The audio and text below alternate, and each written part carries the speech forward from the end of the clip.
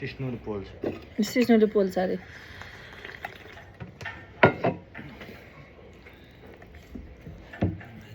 जिब्रो निकाले आमाले खान्छ क्या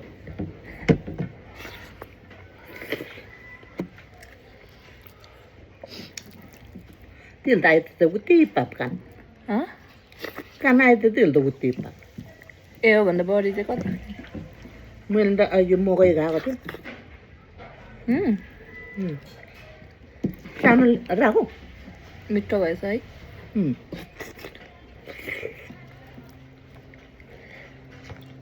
सानो राख्छु ल खानै चुप लागेर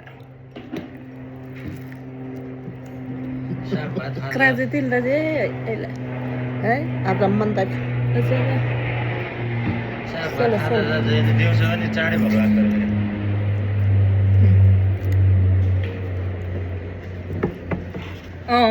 एक दुई घन्टामा भोक क्या तिल्दा दिनभरि कहिले भोक लाग्दैन थियो मलाई साग जहिले यहाँ दिन कहिले सागपात खानु गएको त होटलमा जाने बित्तिकै दिउँसो एकछिनमा भोक लाग्छ भने तनाव यो चाहिँ कमाल भन्छ होटेलमा भोक लाग्यो भन्दा अलि लाज हुँदैन खाने नि त्यहाँ होइन म आफ्नै होटेल त्यही पनि अरूको भयो नि हुन्थ्यो एउटा चाउचाउ भए पनि पकाएर होममा ल्याएर आफै बाहिरबाट ल्याएर पकाएर मलाई त बढी भयो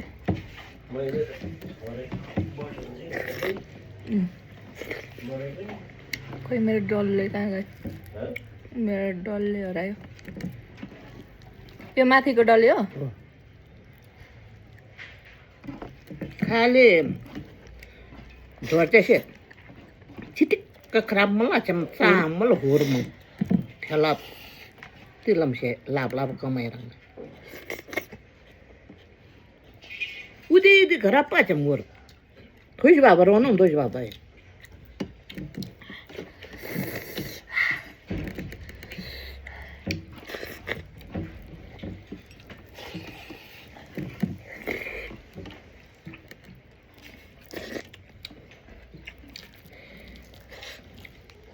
निलम पोला ध्यान मी खशीला शाही चापते ढोला शाही चापते तिल बिन चाप है चाबा बोलान्त खङ्गरी पनि चाबा यो भात त पहिलो दिन मात्रै मिठो भएर सानो त्यो त यो भात त पहिलो दिन मात्रै मिठो भएर रहेछ भनेर हो सागले गर्दा हो के साह्रो जस्तो लाग्छ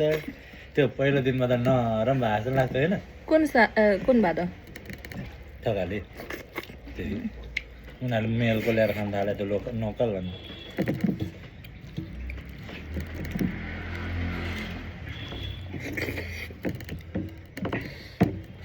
नुन पनि सकेछ अनि यो अलियन भाउ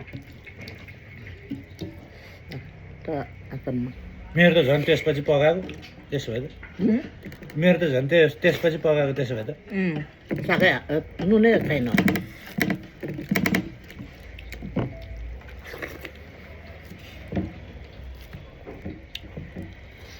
हिँड्नु र भात खाएको अब हिँड्नु हुन मलाई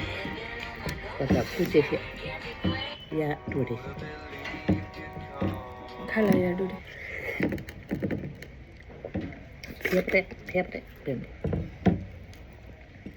फेभरेट सिस्नु ल्याऊ मेरो त सबै सिद्धे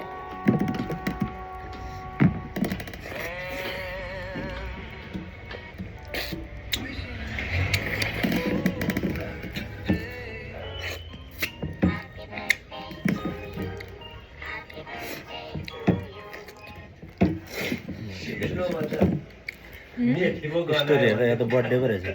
कसको साथीको पोलो चापा दाबो पोलो चापा बिसुन मलाई त त्यताको लामो मृङ्गल बिस्बिर यसले त बेसरी नमिठो पनि हो है नमिठो होइन हौ मिठो छ भात चाहिँ अलिक साह्रो छ नि है